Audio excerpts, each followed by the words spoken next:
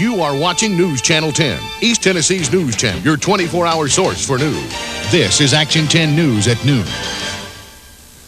Good afternoon. Tennessee's most famous author died early this morning. Alex Haley suffered a probable heart attack and passed away in a Seattle, Washington hospital. Haley was in Seattle for one of his many speaking engagements. Larry Cowley joins us from Seattle with a live report. Larry? Adina, Alex Haley died here at Seattle Swedish Hospital shortly after midnight.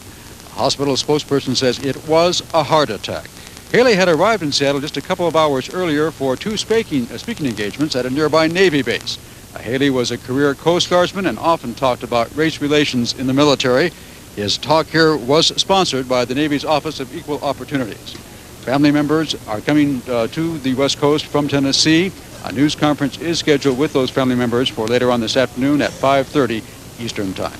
Carl, Dina? Okay, Larry Cowley reporting live from Seattle. Thank you very much for that report.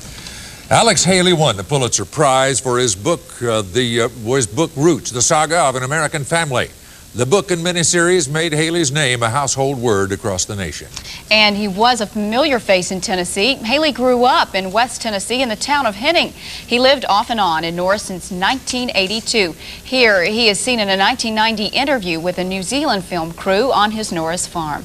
Last month, Haley announced he was selling his farm to devote more time to writing. Action 10's Ken Schwal joins us from Norris with reaction to Haley's sudden death. Ken? Well, Adina, it's obviously a sad day in Norris, and especially here at the Museum of Appalachia, where Haley was a frequent visitor, a friend, really this was the reason he moved to East Tennessee.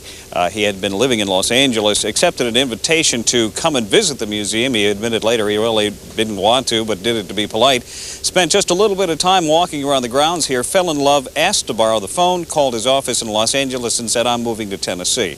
That move from Los Angeles to Norris, Tennessee said a lot about him as a person.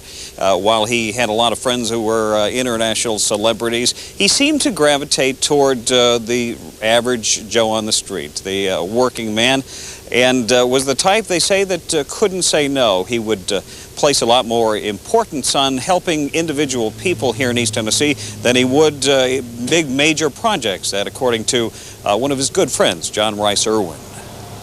That instead of worrying about his own finances or instead of worrying about getting another book out, he would come in, have a deadline to get an article for Reader's Digest or Parade or something, meet someone on the plane, and no matter what low status this person had, if they invited him to speak to their church on Wednesday night down in Monroe County, well, he would accept it and he'd do it to them. John Rice quoted a Disney film studio executive who once said that there may be a more caring person in this world than Alex Haley, but if there was, he hadn't met him yet. That about sums up the feeling here in Norris about Alex Haley. Carl and Adina? Okay, Ken, thanks so much. Well, tomorrow will be the official day of mourning for Alex Haley in Knoxville. Mayor Victor Ashe has ordered all city flags to fly at half-staff in Haley's honor.